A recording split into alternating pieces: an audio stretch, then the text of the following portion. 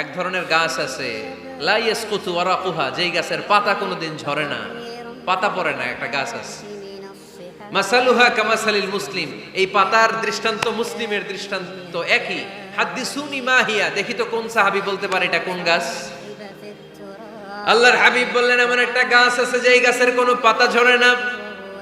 এই পাতার দৃষ্টান্ত, গাছের দৃষ্টান্ত, মুমিনের দৃষ্টান্ত একরকম। ফাহাদ্দিসুনি মা হিয়া, কে আছো বলতে পারো এটা কোন গাছ?